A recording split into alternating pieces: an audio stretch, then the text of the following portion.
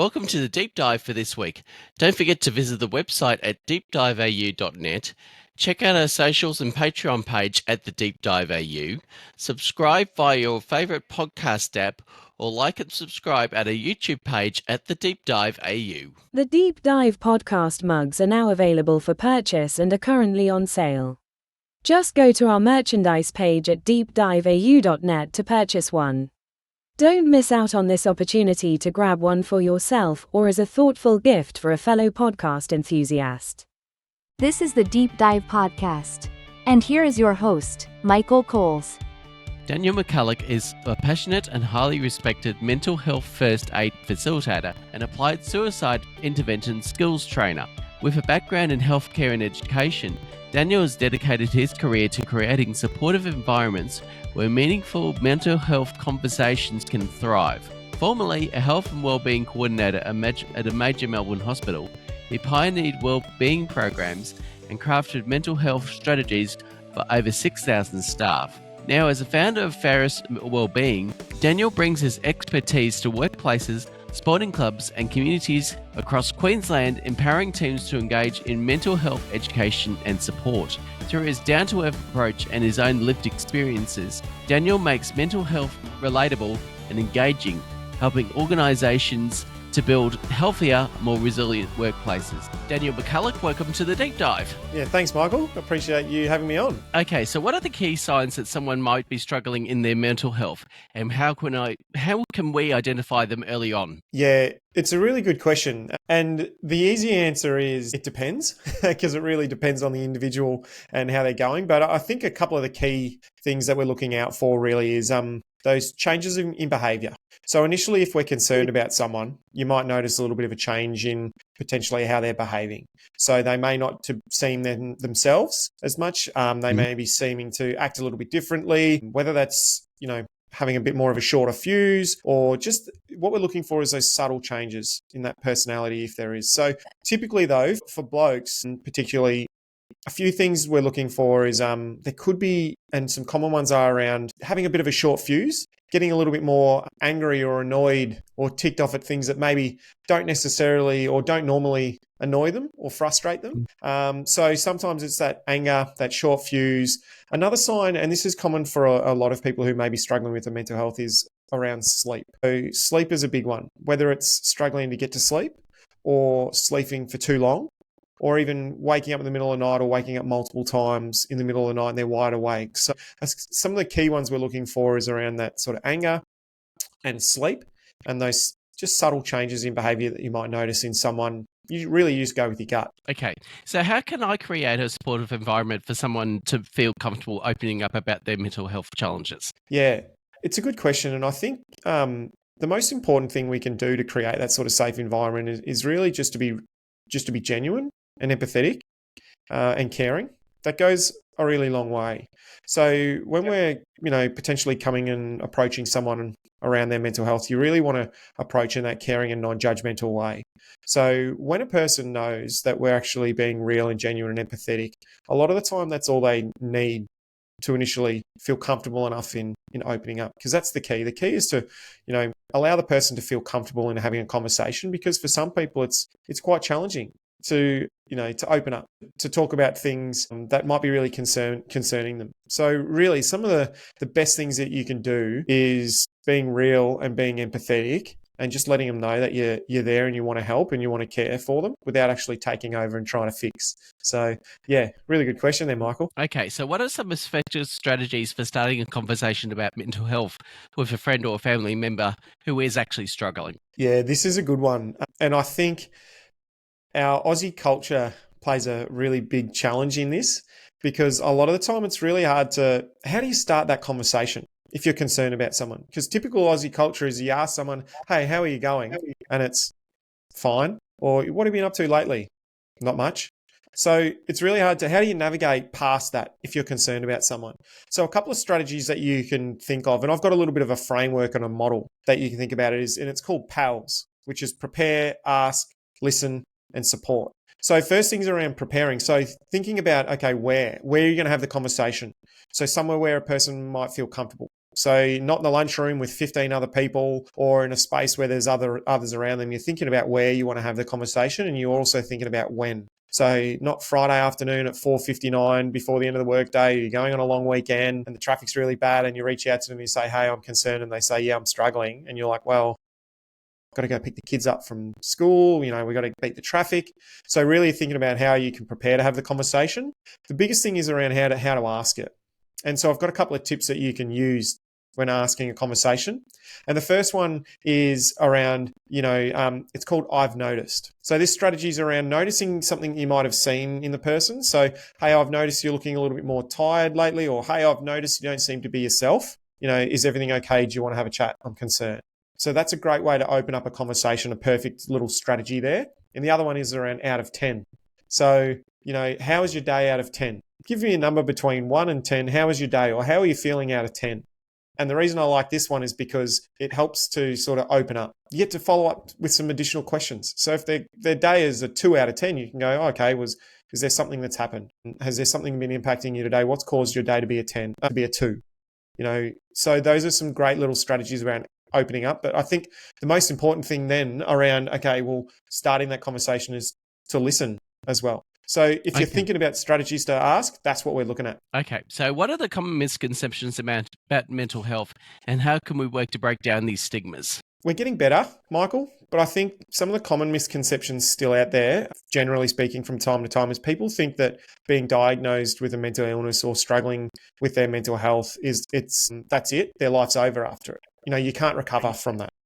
People are afraid, and there's that stigma and fear around, if I'm diagnosed with a mental illness or, I'm struggling with my mental health, then I'm never going to be able to recover from that. And so what we're really trying to do in advocating around that is to let people know that you can, with the right help and supports from family and friends and doctors and professionals, you can recover and you can go on to live long and fulfilling lives. So that's probably the biggest misconception that we come about is, there's no hope and there's nothing that can be done, when I can tell you that there is, and there's a lot of things that can be done. Okay. So what are some self-care practices that can support my own mental health, especially when supporting others who may be struggling? That's a really good one. Self-care, it's actually really, really important. And self-care generally, it doesn't have to be anything big, right? A lot of times people think, self-care, go and get a massage or, do something that's really, really big that costs money. It doesn't have to be that at all. Self-care is really unique for that individual. It's whatever makes them feel good. So for some people, self-care could just be connecting with friends and family or the kids and, having a chat, grabbing a coffee, like really spending some time with them. Where for other people, it might be physical activity and going to the gym or going for a run or going for a walk or in nature. So it really depends on the person and the individual. But I would say self-care is anything that makes them feel good. For some people, it might be reading a book or having a bit of quiet time. For others, it might just be cleaning the house because the house is a bit of a mess and you haven't been able to get onto the chores lately. So it doesn't have to be anything big, small things that can be done to just incremental improvements around their mental health. So those are some of those small little wins that you can do throughout the day to help improve your health and well-being. Okay, so going on to a little bit of boundaries now, but how can I actually maintain boundaries while supporting somebody else through their mental health journey to avoid burnout and compassion fatigue? Because I think that's important to sort of know about these type of things. How can I sort of assist in that way? I think when you talk about this, a big piece of that puzzle is around that communication as well. Because first and foremost, you have to make sure that you're okay before you're supporting other people, right? And if you're not in the right headspace or if you're not feeling well to support those other people, a couple of things is we need to have that open communication. So if you are at a point where you're feeling burnt out, you're feeling tired, and you just can't be that person, either a couple of things, have that open communication with them, but also think of what I call the safety net. Are there other people around them who they can lean on? So it's not just you as the one person. Who else can we involve, and who else can that person potentially lean on to get that support or to talk to? So I would say a big thing is around that communication and letting them know, like, hey, maybe I just can't right now. However, can we find somebody else who can have that conversation? Because it's hard, especially for some people who it's ongoing conversation, supporting people, not just over one day or a couple of days, over weeks and months and years. I'm not sure around your thoughts around that, Michael, but I think communication plays a big part and making sure that we're okay. And also sort of getting that sort of like team in place, because obviously it's not just one person that can support other people. with their mental health, it's like a team of people so they can sort of share the load around. 100%. And that's what I call that safety net, right? Because then if I can't, there's someone else, is there you, Michael, that can step up? Is there someone else they can lean on? So really, I think that's an important part, let's make it a team effort instead of all of it just falls on the one person, because that can be too much, especially if it goes for a long time. Yeah.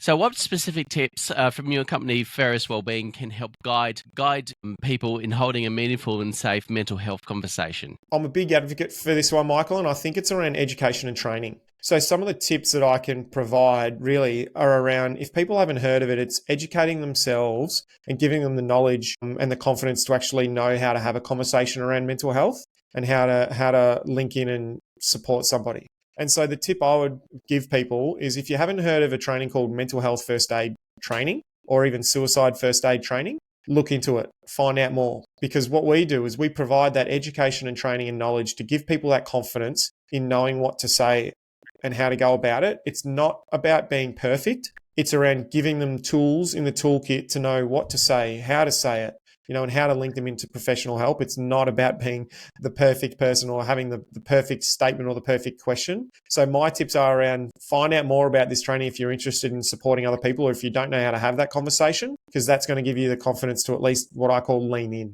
to start the conversation. And I think mental health first aid is so crucial. It's actually kind of more crucial than normal first aid. So I think sort of like those two should actually go together. So what are some warning signs that mental health can be impacted while other people's trying to support other persons with mental health issues? Yeah, I think some of those warning signs are very similar to what we spoke about earlier, but really the warning signs are around, especially for if someone's struggling with the mental health, with depression, some of those early warning signs are around, are they not finding any joy in things that maybe they used to? So maybe they were doing things in their life and they used to get a lot of pleasure and a lot of joy out of it. They used to really enjoy doing or participating in activities, and now they're just not finding any of that joy, not finding any of that meaning and purpose in what they were doing anymore. It's just not giving them that sense of satisfaction or joy. So for depression, those are some of the things we're looking out for. So if you're having a conversation with someone, some of those warning signs are around, if they're not seeming themselves and they're seeming a bit flat and not interested, maybe isolating themselves or withdrawing, that's when we need to lean in and have those conversations for sure. So that withdrawal and isolation as well are a couple of big key ones. Yeah. Okay. So how can that lived experience with mental health help others who might feel alone or misunderstood? That's a great one. And I think the lived experience really, if people are willing to talk about their own lived experience with somebody else, what that does is it opens up a different type of conversation, a more real and genuine conversation. But what it also does is shows the person that they're not alone and they're not the only person who's gone through what they're going through, and there are people out there who can either help and support. Because some of the biggest challenges when someone's struggling with their mental health, and I've gone through it myself with my own lived experience, sometimes it's like looking through a tunnel. You can't see the end of the tunnel and you're not really focusing on things outside the tunnel. It's really, really hard. And you feel like you're the only one going through it and no one can help. And so that lived experience is when someone's willing to open up and share and be a little bit vulnerable and talk about it, the impact that has is that other person then can feel like, well, there's someone else who's gone through that, but there's also people there that can help, and you can feel like you're not alone. Because I can tell you from experience, sometimes you do feel like you're alone and there's nothing out that can help. So opening up that conversation and sharing and leaning on that lived experience can really help that person take those steps to potentially reach out for help or feel a lot more supported as well. So what are some actual steps that can help somebody access professional mental health resources or support? Yeah, because this is the goal, isn't it, Michael? Our goal, if we're concerned about someone, is to really try and encourage them to access that professional help. Now, our health system isn't perfect, but I would say a couple of the first main steps that you can do is encourage the person to link in with their GP. So GPs are what we call like a great first point of call, because one, they might already have that previous relationship with that person, so they may already feel a little bit more comfortable with them. But also GPs are a great source of referrals. So if someone's struggling with their mental health and they're going in, the GP can ask further questions. They can also rule out if there's any sort of physical illnesses involved or not. But what they can do is they can get the person on what we call a mental health care plan. which provides sort of Medicare rebated cost reductions for seeking professional help. But then they can also help the person find some local, professionals such as psychologists or psychiatrists around their region. So they're a really great first point of call and typically cheaper than going, directly straight to, say, the psychologist. So a couple of tips I would have is, one, if you're looking to access services, you're not really sure where to go, link them in with a GP. And the second thing, when you're booking that appointment, what we want to try and do is we want to book a bit of a longer appointment. So standard GP appointments are like 10 to 15 minutes, in the door, out the door, see you later. But you can actually book a longer appointment, which gives the GP more time to ask some follow-up questions as well, which can be super useful and super helpful around that too. Yeah. And that also sort of decreases anxiety a little bit. If you book a longer appointment, I found that sort of you could sort of feel a bit easier rather than sort of feeling rushed. So I think it's sort of like, a lot of like the longer GP appointments, I think, is essential. Yeah, I would totally agree, because the last thing you want is to feel like you feel rushed and you might forget things and you feel like, you've only got 10 minutes to talk about everything that's going on. So booking that longer appointment allows the GP more time to ask some further follow-up questions. Simple things like, how long has this been going on for? Are there any things that are in their life that have been impacting them? They all also can ask some follow-up questions and do a little bit of a questionnaire to sort of gauge, how, not serious, but potentially how urgent. They might be able to ask some more in-depth questions. So that longer appointment time can be really crucial for sure. Yeah, exactly. So how can we ensure that we're truly listening and validating somebody else's experiences without trying to, fix their problems? We don't want to sort of fix them. We just want to basically sort of like point them in the right direction. Yeah. And sometimes, Michael, this is, as a person supporting other people, it's really tempting for us to dive straight into fix mode, right? If someone's sharing something with us, if they're sharing their concerns, their challenges, it's kind of very natural for people to try and fall straight into that fix mode of, okay, well, how can I help? Okay, all we're going to do is we're going to get you here, you're going to talk to this person, we're going to try and book you into this appointment, or all right, we're going to try and find you another job if you've lost your job, and automatically your mind goes into fix mode. But some of the most important things you can do is to sit back and listen and allow the person to talk before we actually start trying to fix all their problems. Because it's natural. We're caring human beings. We want to see them well. We want to see them better. So we want to try and fix. But we want to, really, in this space, when we're having a mental health conversation, we want to try and sit back a little bit and ask some questions. Really, some things that we can do is ask some open-ended questions to really allow the person to open up and share. So when you're letting them know if you're truly listening, a couple of things: put the phone away, right? Really tempting to have the phone out or have distractions. And other simple things like eye contact, body language. You can repeat what you've heard. So, Michael, what you've told me is you're going through this and this is the challenge you're having at the moment and you're feeling this way and this is how long it's been going on for. Have I heard this correctly? So really paraphrasing and repeating back to them allows that person to go, yep, do you know what? Yes, you've heard me, right? Instead of just saying things like, I understand. Yep, I get it. Because someone could respond to that and go, no, you don't. You don't understand. You've never walked my shoes. You've never felt what I've felt. How can you say you've understood? So really, it's around, I hear what you're saying. So those are some really tempting things to lean into. We want to try and avoid that. What are your thoughts around that, Michael? Yeah, so paraphrasing is definitely important to actually make sure that sort of like, they're sort of like, they're getting what everybody, or like, somebody else is saying about their mental health, because I think it's quite important. So what role does empathy play in supporting others with mental health challenges? And how can I strengthen my empathy skills? Yeah, empathy plays a massive role. Really, it's huge, because what that empathy does is it allows the person to feel more comfortable and helps build that connection. So if you're thinking about the tips and how to actually have empathetic responses, it's little things like thanking the person for sharing or opening up. So thank you for telling me. I really appreciate that. It sounds like you're going through a really challenging time. So thanks for sharing. So those sorts of things, what we're doing is we're putting our own judgments aside to allow the other person to feel heard. So empathy plays a massive part. Another thing is there's a difference between empathy and sympathy, right? Empathetic statements are what I was just saying. Sounds like you're going through a really challenging period of time. So thank you for telling me, compared to a sympathy type of, or a sympathetic type of responses, or at least you've still got a house, or at least you've still got a job. So anything that starts with at least, because what we're trying to do is that's trying to disregard what the other person's going through. Whereas empathy, these types of responses, is actually helping to make the person feel more comfortable and feel appreciated and feel heard in what they're actually saying, because it can be quite challenging for somebody. So it plays a massive part. Okay, so how has supporting others with mental health impacted my own mental well-being, and what have I learned about myself through the process? Yeah, this one hits close to home for me, Michael, because my business and how it all started, the seed was planted for me when years ago I was supporting someone who was struggling with their mental health. And at the time, I didn't have the knowledge and the education that I do now. And so it was quite scary for me at the time. I didn't know what to say. I didn't know what to do. I was just sort of winging it at the time, trying to do the best I could. Right. And it was really scary for me, but it was also scary for the other person because I wanted to look after them, but I wasn't really sure what to do. And so that sort of lived experience for me now, supporting somebody else, really drives the passion of why I do what I do now and why I'm so passionate around educating other people on how to have a conversation around mental health and really giving people the tools and the knowledge to know how to support someone. So lived experience for me supporting others has played a massive part in my life. And it's now why I do what I do, because I don't want other people to feel like they don't have the confidence to open up a conversation.